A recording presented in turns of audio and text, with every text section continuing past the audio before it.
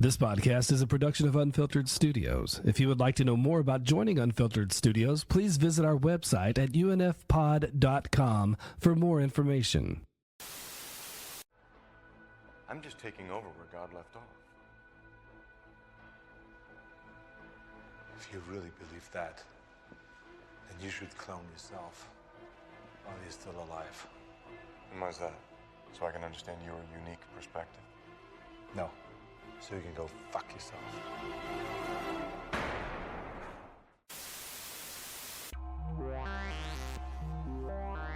We mixed. We loaded it. We edited. Sometimes we get so deep into conversation that we have separate segments worthy of their own place in the sun.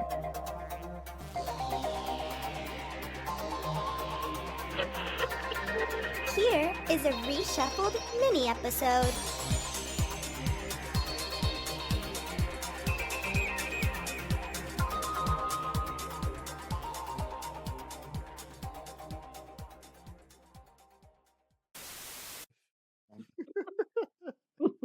You couldn't get enough of us, fellas, so we're leaning into more Arnold material.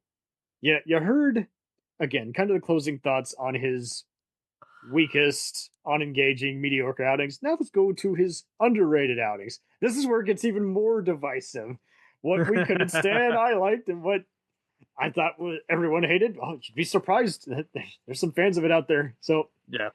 I had End of Days on here. I get it. There's some bad CGI. There is some good Stan Winston stuff, but I legit found some of it still pretty scary to watch when I look at it now. I mean, he's saving the chick from The Craft, Robin Tooney, and like Gabriel Byrne is enjoying his films too much. Yes. Same year he makes Stigmata. I was like, how would I do another demonic thriller? He was a priest in that one, wasn't he? Oh, he's the main. He's the devil. Wait, no, in Stigmata. In Stigmata. Oh yeah. Still a demonic thriller, but yeah, no. Yeah. I don't have that on my underrated. I do have it on my so bad it's good, because I love Gabriel Byrne. I love what he's doing in this movie. Don't get me wrong. I saw it in 2006, so I was long after the whole Y2K fear that the world's going to end. Yeah. And this was kind of what got me, believe it or not, kind of into kind of supernatural shit.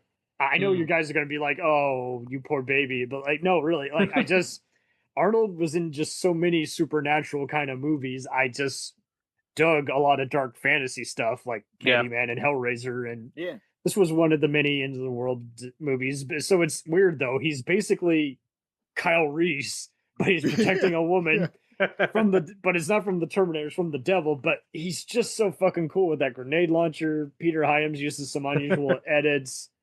But I will give you this. Some of the metal is unfortunately intrusive by today's standards, and he does overuse slow motion.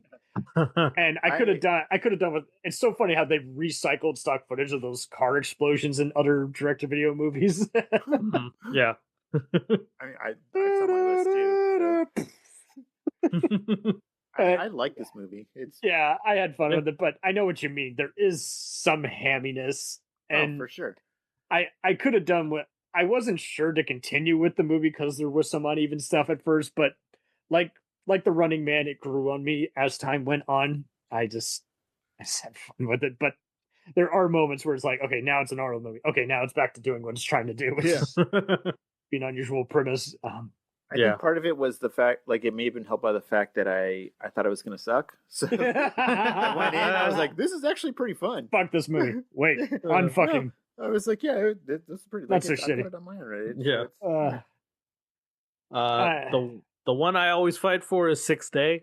I don't even. I cannot. Yeah, I cannot illuminate to anybody why I like this movie so much, but I really like this movie. It's just a neat.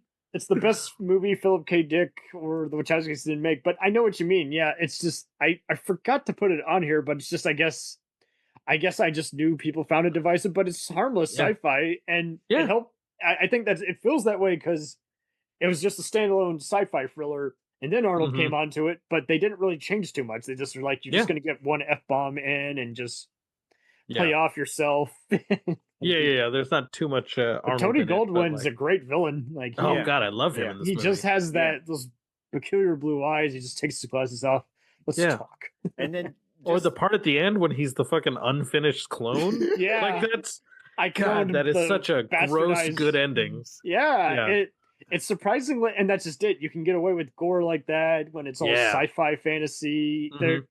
I like the computer cyber tech stuff and other his perverted friend who's not like a hero.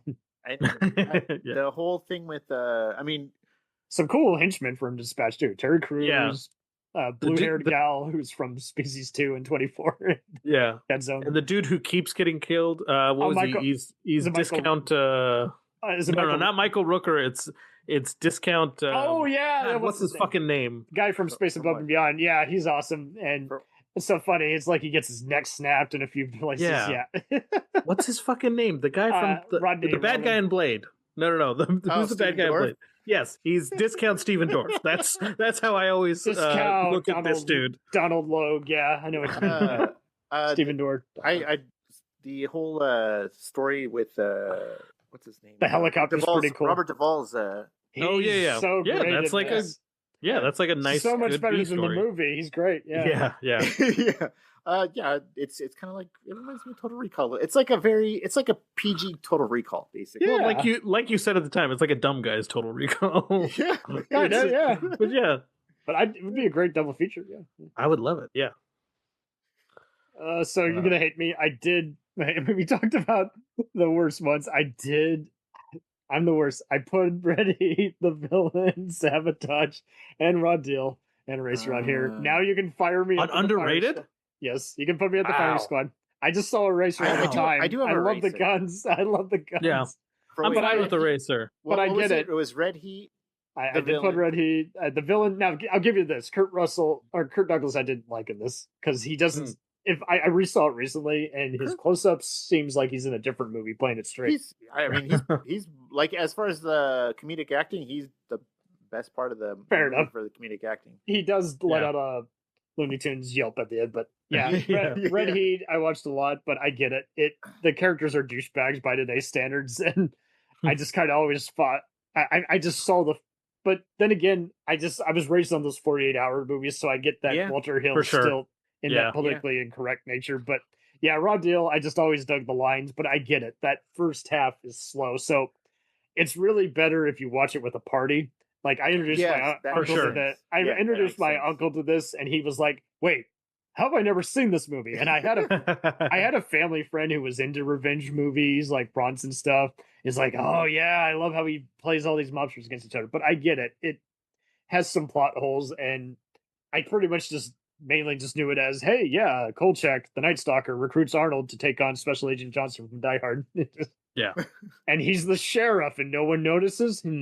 But it's got some bullshit in it. But I do have T-Free just because I saw it around the same time I saw the original movies. So for me, it was just but even though I didn't like how it was redoing the T2 formula, I just dug just some of how the TX could hack into all kinds of stuff. That was kind of freaky for me. And I just dug that portrayal of John Connor, even though I know others find him whiny. But he's fine. I mean, he's no whinier than Ed Furlong. Yeah, it sucked for me though, because like I saw it in like 2005, then I saw it a few years later on cable, and I was horrified that the effects were already outdated just a few years after. So, which sucks because at the time it was like it was pretty explosive in theaters, and I don't know if they're just using a bad remaster or what. Because I like the machines. I'm a robot guy. I like giant robot armies, and yet And yet, just those flying machines is like, I know those aren't real missiles they're firing, and why are they bad shots? On my list, I have Dark Fate because I know a lot of people who do not like that movie, who think it's exactly as bad as Genesis, and I'm like, are you fucking kidding me? They saw the trailer. I avoided the trailer because I know trailers suck, but I mean, James Cameron suggested the kill John Connor aspect, and people still hate it. That's why people got pissed off. That's right. And I'm like, but if James Cameron had directed it, would you have the same reaction? It's like people like to act like the passing of torches, and it's like I don't have a problem with it. It's not like you could get Furlong to film it anyway. Just what would And she's basically the equalizer. She's going around helping people, getting a call. She's got her own underground rebellion, kind of.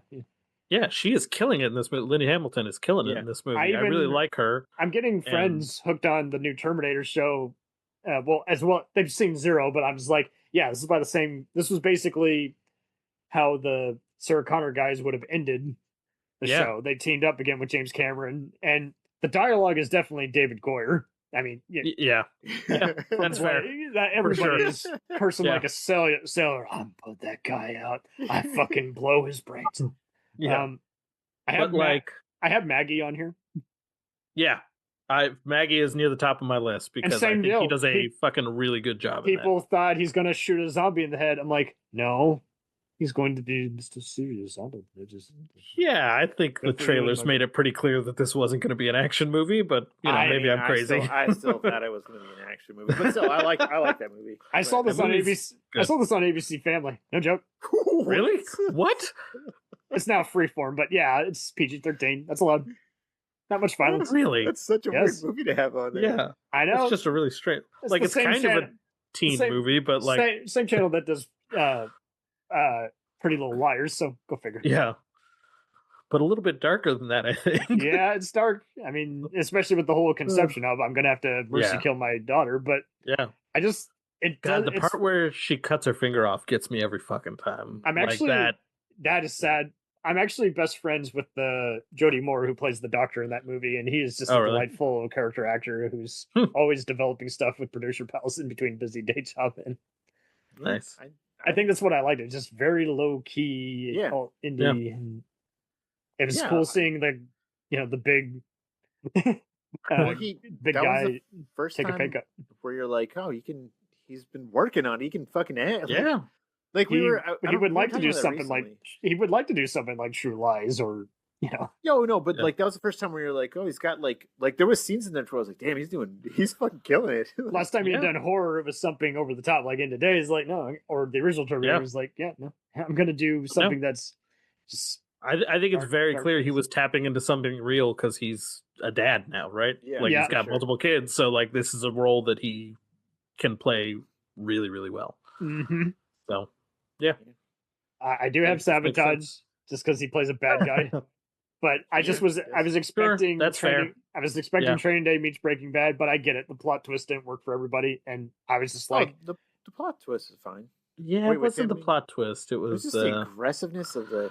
I get it. It was the problem is watch Criminal Minds, so I must be just demented. I just am used to dark fairy tales. But it's I don't know. It's this big disgusting ball of machismo, but not in like the good way, where like Predator is also a big stinky ball of machismo. Yeah, but like in a fun way and like the higher concept. Now that's but like this one is really just like everybody sucks. Yeah. I just thought it was just a fun heist, and some of them had some funny lines like, "Oh man," I'm like, "Yeah, oh man, you're getting taken out because you just you just fucked it up for everybody." So there's a lot of Leroy Jenkins in this movie. Yeah. And I will never impugn David Ayer's like skill as a director. It's just it's just the characters sometimes. Fair enough. That is fair. See, I have one that you were about, which I have Killing Gunther on mine because it's that's fine. You were in a comedy mood, and it's 90 minutes long. It's super short. Yeah, and it's a breeze. It is super short. Song at the end just makes it all worth it. With him singing that country song. Absolutely. Honky tonk. Just his, oh man. We needed more of that in the villain. We needed honky tonk. Yeah, that's what he should have been. He should have been a country western star in the villain. Hot. No, don't do that, Arnold. Don't do that. I also had the Running Man on mine, but I don't know if that's underrated. It's kind of underrated because, I mean, it was hated at the time, and it was kind of one of the first times where everyone was like, it's okay, Stephen King wasn't going to like it anyway, and yeah, true. It's a good idea. Arnold enjoys making it because he knows it's a fan favorite. He just hated working with the director. That's crazy. Yes, I didn't know that. It was growing up. I always thought this was a classic. Yeah, that's what I thought too. It took a rewatch. Like I saw it on TBS a lot and was like, so junky. Yeah, I like always on. I like these escape from L.A., New York type locations. Yeah. But he doesn't get. That's the thing. He doesn't get to be Arnold till the very end. But on rewatches, oh man, it grew on me. Mm-hmm. It's just so I think some of these are kind of party movies. Yeah, It's drawing that fine line between a Twilight Zone type episode and then near the end he goes all commando where he's like, okay, now we do the one-liners. So I think if it just had a better set design and less rush schedule, I think it would have been way bigger. But yeah, it's kind of a fun movie that just. But yeah, my pal John hates it, and I'm like, really? You love so many other stupid shark movies, and you're gonna say, hey, okay, whatever. Yeah. Agree to disagree. So it's yeah, got some of the best lines too. Absolutely. Oh God, yeah. You think you're Captain Kirk? Yeah. I obviously have Last Action Hero here. Yeah, it's kind of underrated. I've got it on there too. Yeah, yeah. It's just I didn't put it on there because generally most Arnold fans like it now, but every once in a while, people have come around to it for sure. Yes, for sure. That's why I was like, my top one is Last Stand. Don't get me wrong.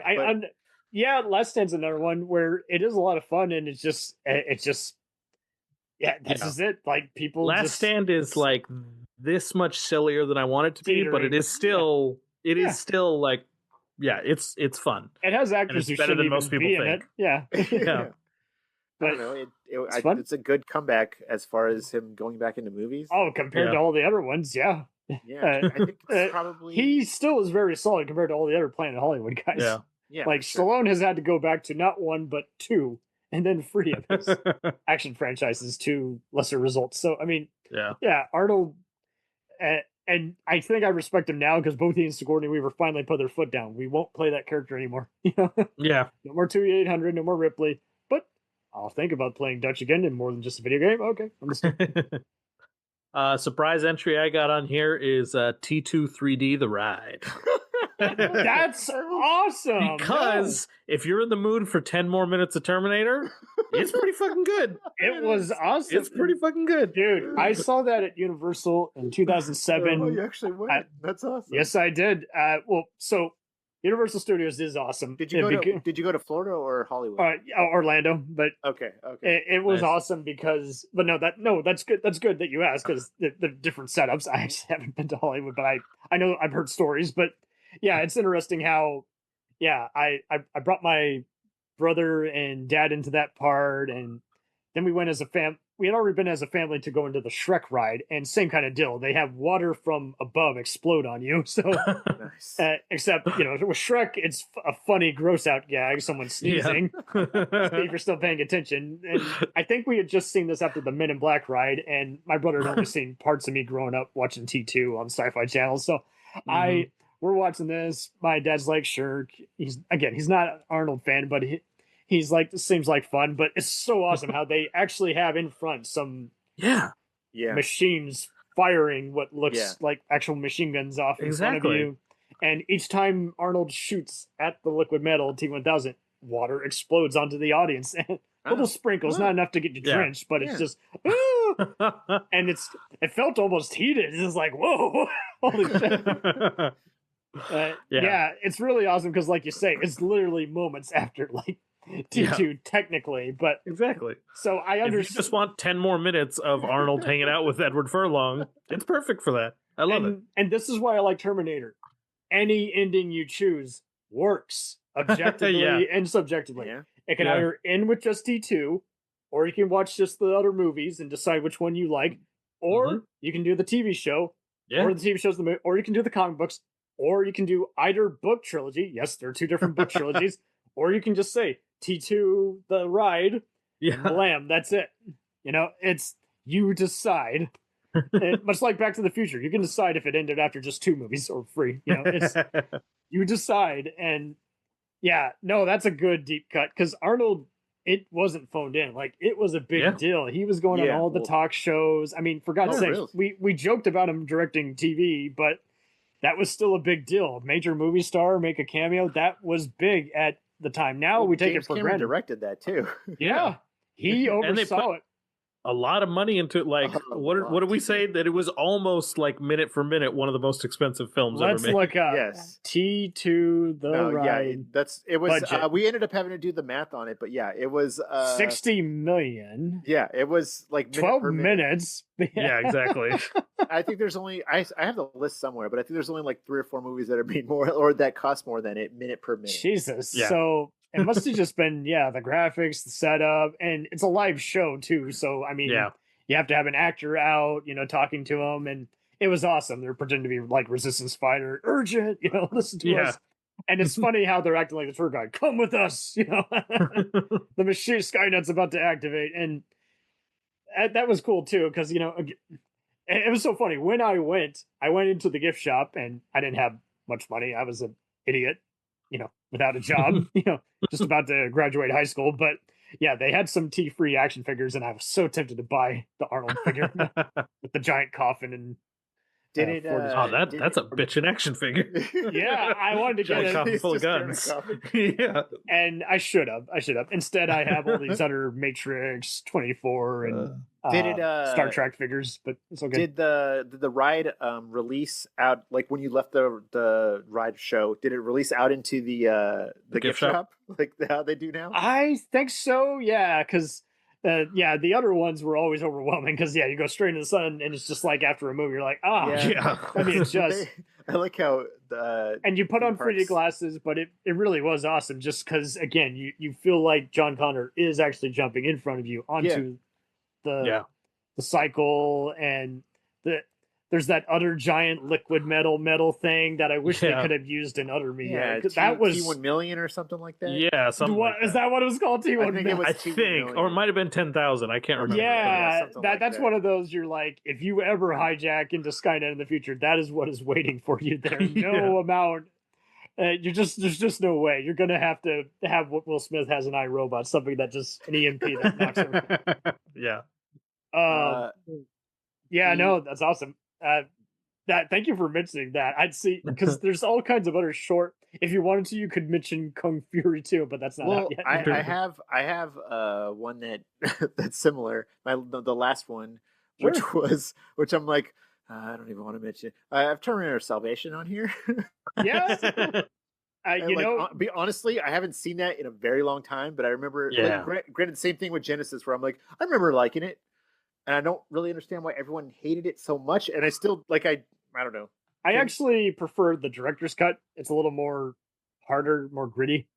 And we get more of Michael Ironside, so that's always a plus. But nice. Here's why you gotta stay secret and why they'll keep coming after us. But yeah, it's so funny how Sam Worthington works with James Cameron in some of these other movies with Arnold, and yet he was in a Terminator movie. But yeah, I think it's more fun as a Battlestar Galactica, RoboCop, Blade Runner kind of movie, and once you realize it's going to be about John Connor and not just seeing the Resistance, go in. So I think that's the biggest disappointment. You see that opening and you're thinking like Aliens or Predator. You're going to see futuristic Marines blasting people away, but it's kind of more of a hey, there's all these other guys, and I think they just should have gotten some better directors. But yeah, the director's cut's better, but I actually share something in common. So James Berardinelli, I kid you not, loved all the Terminators and all the Star Wars movies.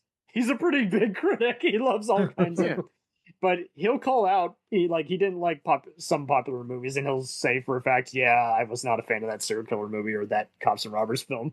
That was not worthy of awards. But he loved all the Terminators. He loved their ideas, and he admitted at his screening that people cheered when CGI Arnold appeared, and I coincidentally had a similar experience. People were like, woo!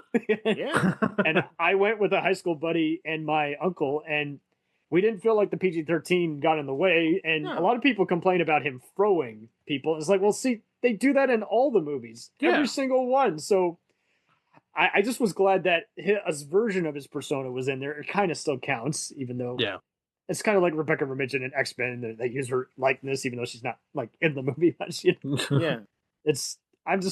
But I understand that some people hate it because Christian Bale, a great actor, he's still in Batman mode. It kind of made Nine Inch Nails. The soundtrack's really good, and it's by Danny Elfman. You're like, what? Wow, Mr. Tim Burton, and there's a lot of. I should have put that in underrated movie Arnold soundtracks, but what it's just you feel like you're in a factory fight the whole movie. But, nice. And Stan Winston still worked on it. Yeah, it was one of his final movies before he left us. Wow. I don't know. But fair enough. Yeah, I remember liking it. I'm sure when I watch it, I'm like, this movie sucks. Hey, fair enough. But for now, I should technically hate it. I just found it very pleasant to get into. Like it's definitely my kind of movie I want to do. I think it was after T3. I was like, all right, well. Yeah, anything's a step up. It was wild, though. It's kind of a like this or that. I have seen people who hated T3 and really liked Salvation and vice versa. I had others who like T3 was fun, Salvation sucked, but some of them just hated it just because it was PG-13. I'm like, yeah, I think that was you can still get some gore, and you do get a few extra gunshots in the unrated, even nudity. So whatever. So I just feel like they should have developed some of the resistance fighters a little better. But it is wild how Claire Danes becomes Bryce Dallas Howard, and I actually think she's really good in that. But it just needed a little more development. Yeah. Oh, that pretty much covers my whole life. That covers up. Yeah. Stay tuned, guys. You're at the end of the week for another Arnold episode. Thanks for listening. Tune into the next one tomorrow. We'll return after these messages. Hey, it's Brent Pope, the host of Breakfast with Brent Pope. You've seen me on some of your favorite TV shows saying things like, "Give it up, Jimmy. You got to sink this putt to win." On Breakfast with Brent Pope, I sit down with guests from the entertainment world, and we do it all over breakfast. Or should I say Breakfast? Every week on Breakfast, you get inside Hollywood info and tips, great breakfast recs and booty debates. Most of all, you get the most delightful 30 minutes of your week. So dig in. It's Breakfast time. Listen at Breakfast.com, Apple Podcasts, or wherever fine podcasts are found. Do you ever find yourself thinking about who would win in a fight between Goku and Superman? Hi, I'm James Gavsey, and on the Who Would Win show, me and my co-host Ray ignore anything important happening in the outside world and debate fictional battles between characters from comics, movies, and video games. We got a new show every week, and almost always am I the winner. Yeah, not true, Ray. In the past, we've discussed such matches as Captain America versus Darth Vader, Solid Snake versus the Iron Giant, classic matchups like RoboCop versus Terminator, and even the Muppets versus Sesame Street. That one was crazy. So if you're a fan of geek culture and love a spirited debate, check out the Who Would Win show wherever you get your podcasts, or check us out at whowouldwinshow.com.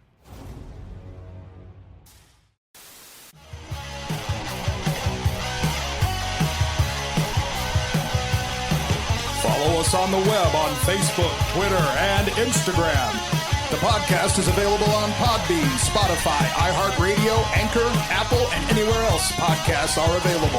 Feel free to review our show and leave comments on any of those sites. Thanks a million for listening. It's subjective.